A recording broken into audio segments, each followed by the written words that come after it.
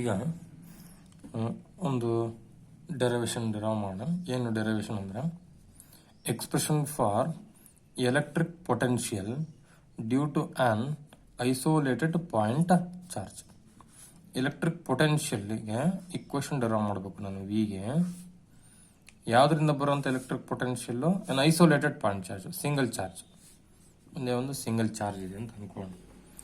ಒಂದು ಪಾಯಿಂಟ್ ತಗೋಣ. ಪಾಯಿಂಟ್ ಓ ಅನ್ನೋಂಥ ಒಂದು ಪಾಯಿಂಟಲ್ಲಿ ನಾನೊಂದು ಚಾರ್ಜನ್ನು ಪ್ಲೇಸ್ ಮಾಡ್ತಾ ಇದ್ದೀನಿ. ಕ್ಯೂ ಅಂತ ಒಂದು ಚಾರ್ಜ್, ಪ್ಲಸ್ ಕ್ಯೂ ತೊಗೊಂಡ್ಬೋದು ಆಯ್ತಾ. ಸೊ ಇದರಿಂದ ಪಿನಲ್ಲಿ, ಪಾಯಿಂಟ್ ಪಿನಲ್ಲಿ ಅದು ಆರಷ್ಟು ದೂರದಲ್ಲಿದೆ. ಚಾರ್ಜಿಂದ ಆರಷ್ಟು ದೂರದಲ್ಲಿ ಪಾಯಿಂಟ್ ಪಿನಲ್ಲಿ ಎಲೆಕ್ಟ್ರಿಕ್ ಪೊಟೆನ್ಷಿಯಲ್ ಎಷ್ಟಿದೆ ಅಂತ ನೋಡಬೇಕು ಅಲ್ವಾ. ಡೆಫಿನೇಷನ್ ಪ್ರಕಾರ ಏನಂದ್ರೆ, ಇಲ್ಲೆಲ್ಲೋ ಇನ್ಫೈನೈಟ್ ಡಿಸ್ಟೆನ್ಸ್ ಅಲ್ಲಿ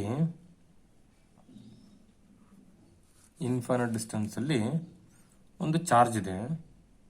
ಇಂಥ ಚಾರ್ಜ್ ಯೂನಿಟ್ ಪಾಸಿಟಿವ್ ಚಾರ್ಜು. ನಾನು ಆ ಚಾರ್ಜನ್ನು ತಂದು ಪಿಗೆ ಇಡಬೇಕು against the electric field. Electric field ಯಾವ ಡೈರೆಕ್ಷನ್ ಆಗಿರುತ್ತೆ? Away from the charge. Plus Q ಇರೋದ್ರಿಂದ ಅವೇ ಫ್ರಮ್ ದ ಚಾರ್ಜ್ ಹೀಗಿರುತ್ತೆ. So this is the direction of the electric field. Infinite distance ಅಲ್ಲಿ ಒಂದು ಚಾರ್ಜ್ ಇದೆ. ಈಗ ಅಲ್ಲಿಂದ ತಂದು ಕ್ಯಾಲ್ಕುಲೇಟ್ ಮಾಡೋದು ಸ್ವಲ್ಪ ಕಷ್ಟ ಆಗುತ್ತೆ. ನಾನು ಅದಕ್ಕೆ ಏನು ಮಾಡಿಬಿಡ್ತೀನಿ, ಸಿಂಪಲ್ ಮೆಥಡ್ ಇದೆ, ಮ್ಯಾಥಮೆಟಿಕ್ಸ್ ಅಪ್ಲೈ ಮಾಡೋಣ. ಈಗ ಫಸ್ಟು ಎರಡು ಪಾಯಿಂಟ್ ತಗೋಣ.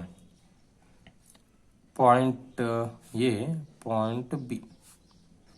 Point A, point B. ನಾನೊಂದು ಅಸ್ಯೂಮ್ ಮಾಡ್ತೀನಿ. ಈಗ ಏನಂತ ಅಂದರೆ, ಎನಲ್ಲಿ ಪ್ಲಸ್ 1 ಕೂಲಮ್ ಚಾರ್ಜ್ ಇದೆ. ಎನಲ್ಲಿ ಪ್ಲಸ್ 1 ಕೂಲಮ್ ಅಷ್ಟು ಚಾರ್ಜ್ ಇದೆ. ಆ ಎ ಇಂದ ಚಾರ್ಜ್ ಪ್ಲಸ್ 1 ಕೂಲಮ್ ಚಾರ್ಜನ್ನ ಎ ಇಂದ ತಂದು ಬಿ ಗಿಡೋದು. ಫಸ್ಟ್ ಡಿ ಎಕ್ಸ್ ಎಷ್ಟು ದೂರ? ಡಿ ಎಕ್ಸ್ ಅಷ್ಟು ದೂರ ತಂದಿಡೋದು. ಭಾಳ ಕಡಿಮೆ ಹತ್ರ, ತುಂಬ ಹತ್ತತ್ರ ಇದೆ. ಡಿ ಎಕ್ಸ್ ಅಷ್ಟು ದೂರ ತಂದಿಡೋದಕ್ಕೆ ಎಷ್ಟು ಕೆಲಸ ಆಗತ್ತೆ ಅಂತ ಫಸ್ಟ್ ಬರೆಯೋಣ. ಎಷ್ಟು ಕೆಲಸ ಆಗುತ್ತೆ ಅಂತ ಬರೆಯೋಣ. ಅದಾದಮೇಲೆ ಇನ್ಫಿನಿಟಿಯಿಂದ ಪಿಗೆ ತಂದಿಡೋದಕ್ಕೆ ಎಷ್ಟು ಕೆಲಸ ಆಗತ್ತೆ ಅಂತ ಬರೆದ್ರಾಯ್ತು ಅಲ್ವಾ.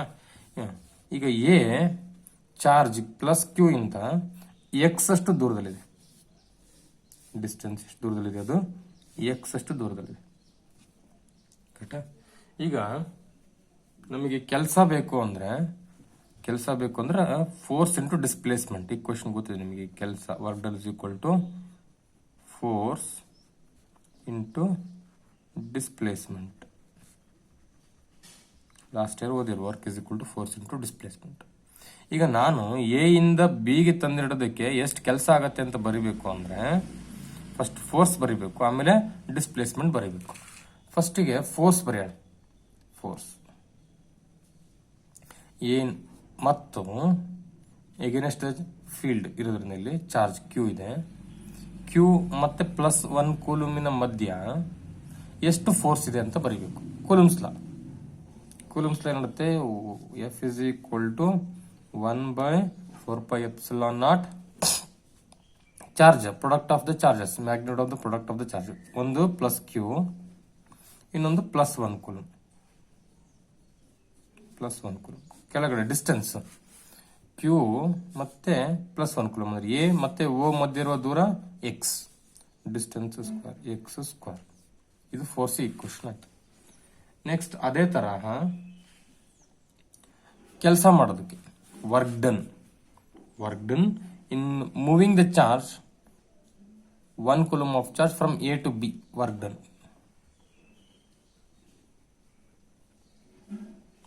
ಡನ್ ಇನ್ ಮೂವಿಂಗ್ ಯಾವ ಚಾರ್ಜ್ನ? ಪ್ಲಸ್ 1 ಕೂಲಮ್ ಚಾರ್ಜ್ನ ಎಲ್ಲಿಂದ? ಎ ಇಂದ ಎಲ್ಲಿಗೆ? From A to B. A ಇಂದ ಬಿ ತರೋದಕ್ಕೆ ಕೆಲಸ ಬರಬೇಕು.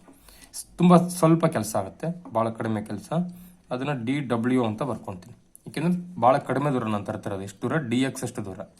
ಎಷ್ಟು ಫೋರ್ಸ್ ಆಕ್ಟ್ ಆಗ್ತದೆ? ಎಫ್ ಅಷ್ಟು ಫೋರ್ಸ್ ಆಕ್ಟ್ ಆಗ್ತದೆ. ಅಲ್ಲಿಗೆ DW is equal to force into distance ಎಷ್ಟು? DX. ಸೊ ಇಲ್ಲ ಮೈನಸ್ ಎಫ್ ಅಂತ ಬರಿತೇನೆ. ಈ ಮೈನಸ್ ಆಫ್ ಅನ್ನೋದು ಏನು ತೋರಿಸುತ್ತೆ, we are doing the work done against the force. ನೋಡಿ ಇದು ಎಲೆಕ್ಟ್ರಿಕ್ ಫೀಲ್ಡು ಈ ಡೈರೆಕ್ಷನ್ ಇದೆ. ಯಾವ ಡೈರೆಕ್ಷನ್ ನೋಡಿ ಸ್ವಲ್ಪ ಗಮನಿಸಬೇಕು. ಅವೇ ಫ್ರಮ್ ದ ಚಾರ್ಜ್ ಇರೋದ್ರಿಂದ ಈ ಕಡೆ ಡೈರೆಕ್ಷನ್ ಇದೆ. ನಾವು ಚಾರ್ಜ್ನ ಯಾವ ಡೈರೆಕ್ಷನ್ ತಗೊಂಡು ಹೋಗ್ತಾ ಇದೀವಿ ಅಂದ್ರೆ ಇದೇ ಚಾರ್ಜ್ನ ಎಲೆಕ್ಟ್ರಿಕ್ ಫೀಲ್ಡ್ಗೆ ಅಪೋಸಿಟ್ ತಗೊಂಡು ಹೋಗ್ತಾ ಇದೀವಿ. ಅಪೋಸಿಟ್ ತಗೊಂಡು ಹೋಗ್ತಿದ್ವಿ. ಹಾಗಾಗಿ we are doing the work done against the force. ಫೋರ್ಸಿಗೆ ವಿರುದ್ಧ ದಿಕ್ಕಿನಲ್ಲಿ ನಾವು ಕೆಲಸ ಮಾಡ್ತಾ ಇರೋದ್ರಿಂದ ನಾವಿಲ್ಲಿ ಮೈನಸ್ ಎಫ್ ಅಂತ ತಗೊಂಡಿದ್ವಿ, ಮೈನಸ್ ತಗೊಂಡಿದ್ವಿ. ಆಯ್ತಾ? ಈಗ ಎಫ್ ವ್ಯಾಲ್ಯೂನ ಸಬ್ಸ್ಟಿಟ್ಯೂಟ್ ಮಾಡು. ಎಫ್ ವ್ಯಾಲ್ಯೂ ಸಬ್ಸ್ಟಿಟ್ಯೂಟ್ ಮಾಡು. ಸೊ ಇಲ್ಲಿ ನಮಗೆ ಸಿಕ್ಕಿರೋದೀಗ ವರ್ಕ್ ಡನ್ ಎ ಇಂದ ಬಿಗ್ ತಗೊಂಡೋಗೋದಕ್ಕೆ, ಎ ಇಂದ ಬಿಗ್ ತಗೊಂಡೋಗೋದಕ್ಕೆ ನಮಗೆ ಏನಕ್ಕೆ ಬೇಕು ಡೆಫಿನೇಷನ್ ಪ್ರಕಾರ ಎಲೆಕ್ಟ್ರಿಕ್ ಪೊಟೆನ್ಷಿಯಲ್ ಅಂದ್ರೆ ಇನ್ಫಿನಿಟಿಯಿಂದ ಎಲ್ಲಿಗೆ ತರಬೇಕು, ನಾನು ಪಿಗೆ ತರಬೇಕು. ಎಕ್ಸ್ ವ್ಯಾಲ್ಯೂ ಚೇಂಜ್ ಆಗುತ್ತೆ. ಎಕ್ಸ್ ವೇರಿಯಬಲ್, ಇಲ್ಲಿ ಎಕ್ಸ್ ವೇರಿಯಬಲ್ ಚೇಂಜ್ ಆಗ್ತಾ ಹೋಗುತ್ತೆ. ಎಕ್ಸ್ ಇಲ್ಲಿಂದ ಎಲ್ಲಿಗೆ ಅಂದ್ರೆ ಡಿಸ್ಟೆನ್ಸು ಇನ್ಫಿನಿಟಿಯಿಂದ ಆರಷ್ಟು ದೂರಕ್ಕೆ ತಂದಿಡಬೇಕು. ಟೋಟಲ್ ವರ್ಕ್ ಡನ್ ಬರೆಯೋಣ. ಟೋಟಲ್ ವರ್ಕ್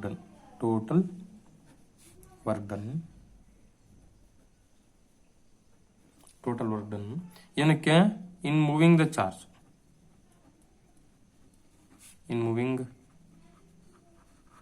ಯಾವ charge, +1 coulomb charge.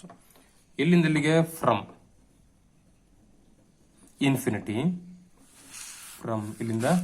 Infinity to distance R.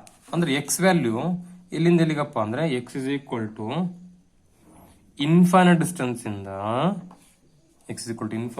ಇಂದ ಎಲ್ಲಿಗೆ, to x is equal to distance R ಗೆ, ಅಲ್ವಾ? ಅಲ್ಲಿಗೆ ನಮಗೆ ಅದು ಬೇಕಂದ್ರೆ ನಾವು ಇಂಟಗ್ರೇಟ್ ಮಾಡಬೇಕು. ಟೋಟಲ್ ವರ್ಕ್ ಡನ್ ಬೇಕಂದ್ರೆ ನಾವೇನು ಮಾಡಬೇಕು, ಇಂಟಗ್ರೇಷನ್ ಮಾಡಬೇಕು.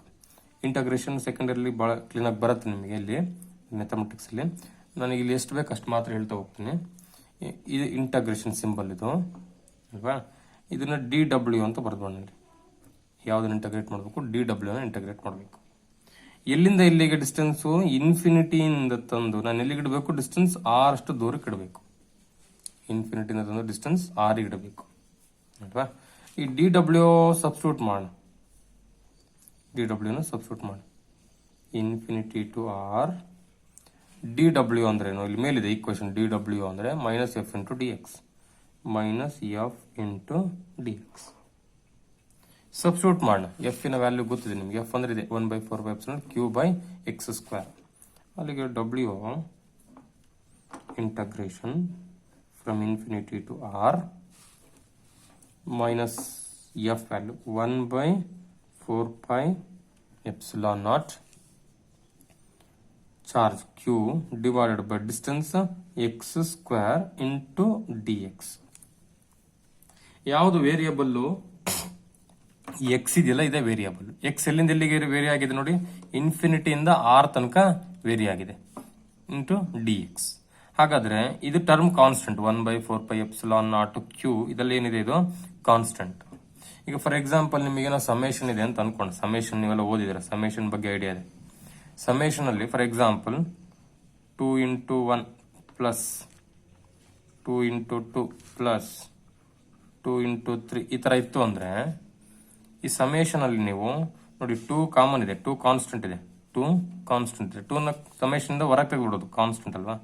ಅಲ್ಲಿ ಉಳಿಯೋದು 1 + 2 + 3 ಈ ತರ. ಅರ್ಥ ಆಗುತ್ತಲ್ಲ? ಸೊ ಅದೇ ತರ ಇಲ್ಲಿ 1/4πε0 Q ಈ ಟರ್ಮ್ ಏನಿದೆ ಇದು ಕಾನ್ಸ್ಟೆಂಟ್, ಚಾರ್ಜ್ ಚೇಂಜ್ ಆಗಲ್ಲ. ಇದು 1/4πε ಕಾನ್ಸ್ಟೆಂಟ್, ಅದು ಗೊತ್ತಾಗಿದೆ. ಹಂಗಾಗಿ ಇದನ್ನ ನಾವೇನ್ ಮಾಡ್ಬಿಡೋಣ, ಇಂಟಗ್ರೇಷನ್ ಇಂದ ಹೊರಗೆ ಬರ್ದ್ಬೇಡ, ಇಂಟಗ್ರೇಷನ್ ಹೊರಗೆ ವಿತ್ -n, ಮೈನಸ್ ಅನ್ನು ಹೊರಗೆ ತಂದ್ಬಿಟ್ರೆ ಹೊರಗಡೆ 1/4πε0 ಇಂಟು Q ಹಾಗೆ ಬರ್ದ್ಬೇಡ. ಉಳಿದಿದ್ದು ಒಳಗಡೆ infinity to R, integration from infinity to R. ಇದು ಲಿಮಿಟ್ಸ್ ಅಂತ ಕರಿತೀವಿ. ಇದು ಲೋವರ್ ಲಿಮಿಟ್, ಇದು ಅಪ್ಪರ್ ಲಿಮಿಟ್. ಉಳಿದಿದ್ದು ಒಳಗಡೆ 1/x² × dx. ಇದನ್ನ ಸಾಲ್ವ್ ಮಾಡ್ಬೇಕು ಈಗ ನಾವು. ಇದೊಂದು ಸಣ್ಣ ಪ್ರಾಬ್ಲಮ್ ನಿಮಗೆ ಮ್ಯಾಥಮೆಟಿಕ್ಸ್ ಅಲ್ಲಿ. ನಾನು ಹಾಗೆ ಎಕ್ಸ್ಪ್ಲೇನ್ ಮಾಡಿಬಿಡ್ತೀನಿ, ಅರ್ಥ ಆಗುತ್ತೆ, ಬಹಳ ಸಿಂಪಲ್. ಏನಂದ್ರೆ ಒಂದು ಫಾರ್ಮುಲಾ ಬರುತ್ತೆ. ಈ ಫಾರ್ಮುಲಾ ನೆನಪಿರಬೇಕು. Integration X to the power N with respect to D X. ಈ ಫಾರ್ಮುಲಾ ನೆನಪಿರಬೇಕು. ಏನಂದರೆ ಇದಕ್ಕೆ ಆನ್ಸರು ನಿಮಗೆ ಫಾರ್ಮುಲಾ ಲಿಸ್ಟ್ ಕೊಟ್ಟಿರ್ತಾರೆ ನನ್ನ ಪ್ರಕಾರ ಸರ್. ಏನಂದ್ರೆ ಇಲ್ಲಿ X to the power N plus one divided by N plus one. N plus one divide by N plus one. ಇವೊಂದು ಸಿಂಪಲ್ ಸೊಲ್ಯೂಷನ್. ಇದಕ್ಕೊಂದು ಎಕ್ಸಾಂಪಲ್ ನೋಡಿದರೆ ಎಕ್ಸ್ ಸ್ಕ್ವೇರ್ ಡಿ ಎಕ್ಸ್. ಇದನ್ನ ಇಂಟಗ್ರೇಟ್ ಮಾಡ್ರಪ್ಪ ಅಂದರೆ ಎನ್ ಪ್ಲೇಸಲ್ಲಿ 2 ಇದೆ, ಅದನ್ನ ಹಾಕೋದಷ್ಟೇ. ಎನ್ ಪ್ಲೇಸಲ್ಲಿ ಏನಿದೆ 2 ಪ್ಲಸ್ 1 ಫಾರ್ಮುಲಾದಿದೆ. ಫಾರ್ಮುಲಾ ಕೆಳಗಡೆ 2 ಪ್ಲಸ್ 1. ಅಲ್ಲಿಗೆ ಆನ್ಸರ್ ಸಿಕ್ಕೇ ಬಿಡುತ್ತೆ ನಿಮಗೆ. X cube divided by 3. ಭಾಳ ಸಿಂಪಲ್. ಇದೇ ತರಹ ನಮಗೆ ಗೊತ್ತಿರೋ ಈಕ್ವೇಶನ್, ನಮಗೆ ಬಂದಿರೋ ಈಕ್ವೇಶನ್ ಏನಿದೆ, ಇದು ಲಾಸ್ಟ್ ಈಕ್ವೇಶನ್ನು 1/4πε0 ಕ್ಯೂ ಹಾಗೆ ಇತ್ತು. Integration from infinity to R ಏನಿತ್ತು 1/x² dx. ಸರ್ ಇದೇನು ಸರ್ ಆ ಫಾರ್ಮಲ್ ಇಲ್ಲ ಅಂತ ಕೇಳ್ಬೋದು. ಇದನ್ನ ಮೇಲೆ ತಗೊಂಡೋಗ್ಬೋಣ. 1/4πε0 ಕ್ಯೂ ಮೇಲೆ ಇರಲಿ, ಮೈನಸ್ ಆಗಿ ಇದೆ. Integration infinity to R x² ಏನಿದೆ ಕೆಳಗಡೆ ಇದೆ ಅದನ್ನ ಮೇಲೆ ತಗೊಂಡೋಗ್ಬಿಟ್ರೆ ಎಕ್ಸ್ ಟು ದಿ ಪವರ್ -2 ಆಗುತ್ತೆ ಇಂಟು ಡಿ ಎಕ್ಸ್. ಎಸ್, ಈಗ ಮೇಲಿಂದ ಇಕ್ವೇಶನ್ ಫಾರ್ಮಲ್ ಇದೆ. ಈಗ ಏನಪ್ಪ ಮೇಲಿನ ಇಕ್ವೇಶನ್? ಎನ್ ಪ್ಲೇಸಲ್ಲಿ ಇಲ್ಲಿ -2 ಇದೆ ಅಷ್ಟೇ. ನಾವು ಅದನ್ನೇ ಅಪ್ಲೈ ಮಾಡಿದ್ರೆ ಆಯ್ತು. ಈಗ ಮೈನಸ್ ಇದು ಕೆಳಗಡೆ 1/4πε0 ಆಗೇ ಇದೆ ಅಲ್ವಾ. ಎಕ್ಸ್ ಫಾರ್ಮುಲಾ ಪ್ರಕಾರ x to the power N plus 1 ಅಲ್ವಾ. To the power N plus 1 n ಪ್ಲೇಸಲ್ಲಿ ಏನಿದೆ -2 ಇದೆ. -2 ಫಾರ್ಮುಲಾದಲ್ಲಿ +1. ಕೆಳಗಡೆ ಏನಿದೆ ಈಗ ಎನ್ ಪ್ಲಸ್ 1 ಎನ್ ಅಂದರೆ -2 + 1. ಭಾಳ ಸಿಂಪಲ್. ಇಷ್ಟು ಸೊಲ್ಯೂಷನ್ ಸಿಕ್ತು. ಲಿಮಿಟ್ ಇದೆ, ಒಂದು ಲಿಮಿಟ್ ಇದೆ ಇದಕ್ಕೆ. Infinity to R. ಈಗ ಲಿಮಿಟನ್ನು ಅಪ್ಲೈ ಮಾಡಬೇಕು. ಲಿಮಿಟ್ ಅಪ್ಲೈ ಮಾಡೋದಕ್ಕಿಂತ ಮುಂಚೆ ಒಂದು ಸಣ್ಣ ಕ್ಯಾಲ್ಕುಲೇಷನ್. Q divided by 4πε0. ಇಲ್ಲಿ ನೋಡಿ ಎಕ್ಸ್ ಟು ದಿ ಪವರ್ -2 + 1 ಅಂದರೆ -1. ಕೆಳಗಡೆ ಇದೊಂದು -1, -2 + 1 ಅಂದರೆ -1. Infinity to R. ಈ -1 ಇಲ್ಲಿರೋ ಮೈನಸ್ಸು ಕ್ಯಾನ್ಸಲ್ ಆಯಿತು ಅಂದರೆ ನಿಮಗೆ -∗ -+ ಆಯಿತು ಅಂದರೆ ಉಳಿಯೋದು ನಿಮಗೆ ಇಲ್ಲಿ ಮೈನಸ್ ಹೋಯ್ತು. 1/4πε0 -1 ಹೋಗಿದೆ. ಎಕ್ಸ್ ಟು ದಿ ಪವರ್ -1 ಇದೆಯಲ್ಲ ಅದನ್ನ ಕೆಳಗೆ ಬರ್ದ್ಬಿಡೋಣ. ಕೆಳಗೆ ಬರೆದ್ರೆ ಏನಾಗುತ್ತೆ ಪ್ಲಸ್ ಆಗುತ್ತೆ. -1 ಇದ್ದಿದ್ದು ಪ್ಲಸ್ ಆಗುತ್ತೆ. ಅಲ್ಲಿಗೆ 1/x ಇನ್ಫಿನಿಟಿ ಟು ಆರ್. ಕರೆಕ್ಟಾ?